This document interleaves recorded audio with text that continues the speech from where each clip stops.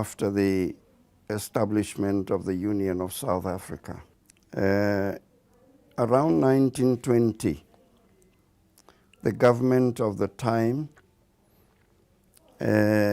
constituted a commission of inquiry in the country under the leadership of Colonels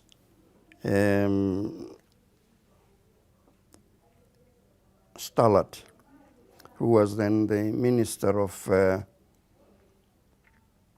Justice in the country, to investigate into the reason for the presence of black people in what was then the urban areas of South Africa.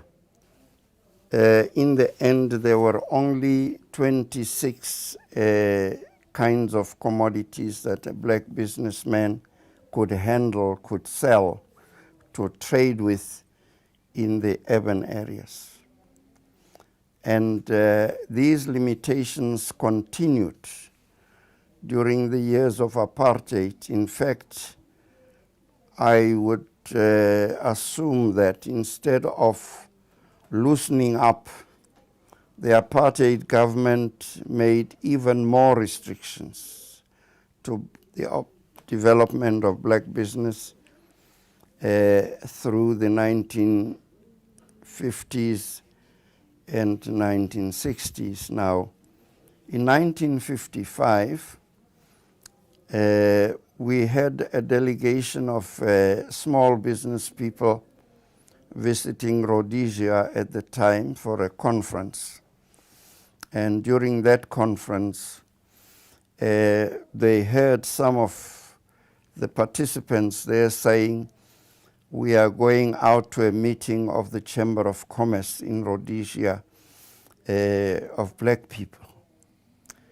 That sort of inspired them, because we used to look down on people from outside our country. When in 1955 people could say we have a Chamber of Commerce in Rhodesia, then we began to see how far behind we were. But as time went on, under the chairmanship of Mr. Motsuenyane and Mr. Masekela, who was the secretary, it was decided that we needed a national body and not just an organization concentrated around the Johannesburg area.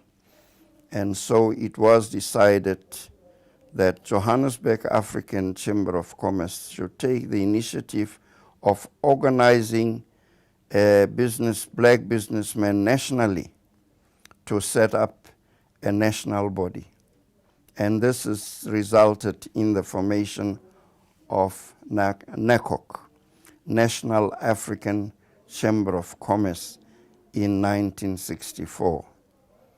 I was privileged to be present at that conference and also addressed the conference.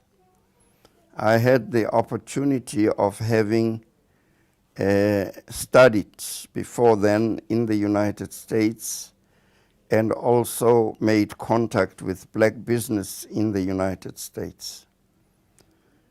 On that occasion, the inaugural meeting of NAFCOC, we talked about our problems as entrepreneurs, one of which was lack of access to capital. How do we get access to capital? How do we get recognized by the banks in the country as being creditworthy, to deserve to be supported by the very funds we invest in these white institutions? And the question was, we cannot solve this problem unless we created our own institutions that would provide capital to the black business people in competition with the white banks. And the idea of the African Bank emerged. And at the end of that conference, it was decided we form the African Bank.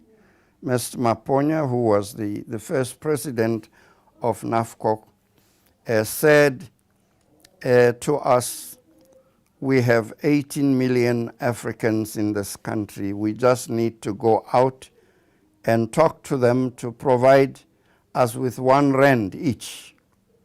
We will have 18 million rands to start an African bank when we meet again. This, of course, was better said than done. When we left and started organizing black people to raise capital for the African Bank, we had many people who were skeptical. We thought that the message of NAFCOC needed to permeate the whole society. We needed to get the thinking of NAFCOC transmitted to ordinary businessmen through our magazine. We had started in 1967 to publish the African Trader, of which I was the editor. But then after some time, we couldn't run that magazine because we didn't have resources and we did not attract the necessary advertising that was required by the paper. So, besides the Management Training Center, I can say that NAFCOC's contribution must be seen more in the role of bringing people together and helping to ensure that through their working together, they create opportunities for employment for their own people. Black businesses have, of course, over the years remained quite small, but many of them have made a contribution in the area of job creation.